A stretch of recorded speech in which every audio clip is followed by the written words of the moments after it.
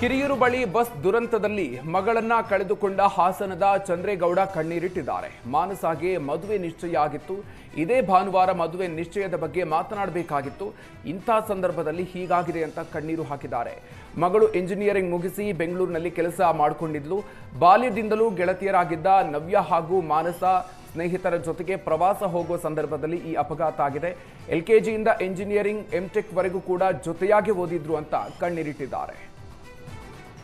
Christmas day ಬಂತಲಾಗಿ ಹಿಂಗೆ ಒಂದು ದಿವಸ ಟೂರ್ ಹೋಗ್ತೀವಿ ಅಂತ ಹೊರಟಿದ್ಲು. ಹಿಂಗಾಗಿ ದುರಂತ ನಡೆದಿದೆ. ಎಲ್ಲ ಒಟ್ಟಿಗೆ LKG UKGಯಿಂದ ಒಟ್ಟಿಗೆ ಬೆಳೆದವರು, ಈಗಲೂ ಎಲ್ಲ ಒಟ್ಟಿಗೆ ರೂಮೆಂಟ್ಸಲ್ಲಿದ್ದವರು. ಹಿಂಗಾಗಿದೆ, ಏನು ಮಾಡೋದು.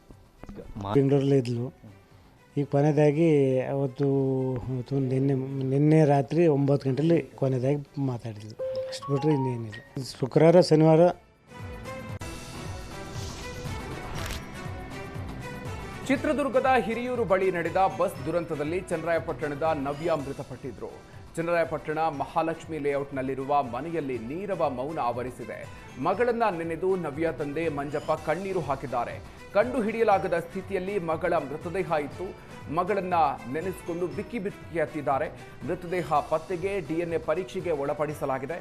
ಸೋಮವಾರ ಮೃತದೇಹವನ್ನು ಕೊಡಬಹುದು. ಇಂಥ ಕಷ್ಟ ಯಾವ ಶತ್ರುವಿಗೂ ಬರೋದು ಬೇಡ ಅಂತ ಮಂಜಪ್ಪ ಕಣ್ಣೀರು ಹಾಕಿದ್ದಾರೆ. ಯಾರಿಗೂ ಇಂಥದ್ದು ಗತಿ ಬರಬಾರ್ದು, ಇಂಥ ಶತ್ರುಗೂ ಬರಬಾರ್ದು. ಇದು ಮಕ್ಳು ಕಳ್ಕೊಳ್ಳೋದು ಏನು ಅನ್ನೋದು ಅದು ಕಳ್ಕೊಂಡಾಗಲೇ ಗೊತ್ತಾಗೋದು ಎಲ್ಲರಿಗೂ ಏನು ಪೊಸಿಷನು. ಮಗಳು ಗೊತ್ತು ಮಾಡೋಕ್ಕಾಗಲಿಲ್ಲ ಸರ್, ಅಷ್ಟೊಂದು ಇದಾಗಿತ್ತು. ಹೆಂಗಿದ್ಲಿ ನನ್ನ ಮಗಳು ನೋಡಿ ಸರ್, ಹಿಂಗಿದ್ದ ಮಗಳು, ಈ ಥರ ಇದ್ದಿದ್ದ ಮಗಳು. ಮನೆ ಅನ್ನಪೂರ್ಣೇಶ್ವರಿ ಸರ್ ಅವಳು. ಬಸ್ಸಲ್ಲಿ ಸುಟ್ಟೋಗೋದು ಅಂದರೆ ಜೀವಂತವಾಗಿ ಶವ ಆಗೋದು ಅಂದರೆ ಭಾಳ ಕಷ್ಟ ಸರ್. ತಡ್ಕೊಳಕ್ಕಾಗಲ್ಲ. ತಂದೆ ತಾಯಿಗೆ ನನ್ನ ಹೆಂಡತಿಗೆ ಲೋ BP ಆಗಿ ನೆನ್ನಿಂದ ಹಾಸ್ಪಿಟ್ಲಲ್ಲಿ ಈಗ ಕರ್ಕೊಂಡಿದ್ವಿ. ಅವ್ರಿಗೂ ಸಖತ್ ಇದಾಗಿದೆ. ಮಗಳು ಸರ್ ಇಲ್ಲಿ ಚನ್ನರಾಯಪಟ್ಟಣದಲ್ಲಿ ಸ್ವಲ್ಪ ಪ್ರೈಮರಿ ಕಾಲೇಜಲ್ಲಿ ಇಲ್ಲಿ ಓದಿದ್ರು. ಇಂಜಿನಿಯರಿಂಗೆಲ್ಲ ಹಾಸನದ ಮಾಡಿದ್ರು. BM.Tech ಮಲ್ನಾಡು ಕಾಲೇಜಲ್ಲಿ ಮಾಡಿದ್ರು. ಅಲ್ಲಿ ಕೆಲಸ ಓದಿ ಮುಗಿಸೋದಕ್ಕೆ ಇಂಜಿನಿಯರಿಂಗ್ ಆದರು. ಬೆಂಗಳೂರು ಸೇರ್ಕೊಂಡ್ರೆ 2 ವರ್ಷ ಆಯಿತು ಸಾಫ್ಟ್ವೇರ್ ಇಂಜಿನಿಯರ್ ಆಗಿ. ನವ್ಯ ಮಾನಸ ಇಬ್ಬರು ಜೊತೆ ಹೋಗಿದ್ರೆ ಇಬ್ಬರು ಡೆತ್ ಆಗಿದೆ. ಇಬ್ಬರು ಜೊತೆಲೇ ಹೋಗಿದ್ದು, ಇಬ್ಬರು ಜೊತೆಲೇ ಡೆತ್ ಆಗಿದ್ದಾರೆ. ಇಬ್ಬರು ಜೊತೆಲೇ ಇದ್ದರು. ಅವರು ಒಂದೇ ಮನೇಲಿ ವಾಸ ಇದ್ದರು. ಒಂದೇ ಕಂಪ್ನಿ, ಬೇರೆ ಬೇರೆ ಬ್ರಾಂಚಲ್ಲಿ ಇದ್ದರು. ಬೆಂಗಳೂರಲ್ಲಿ ಊರಿಗೆ ನಾಗವಾರದಲ್ಲಿ ಮಾನಸ ಟೆಕ್ ಪಾರ್ಕು.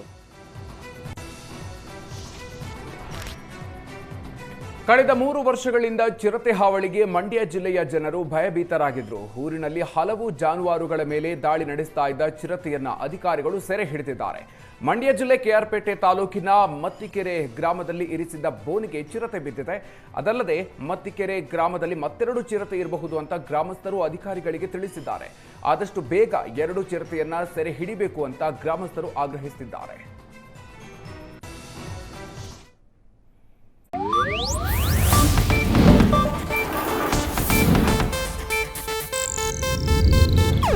ಇದು ಏಷ್ಯಾನೆಟ್ ನ್ಯೂಸ್ ನೆಟ್ವರ್ಕ್ ಪ್ರಸ್ತುತಿ.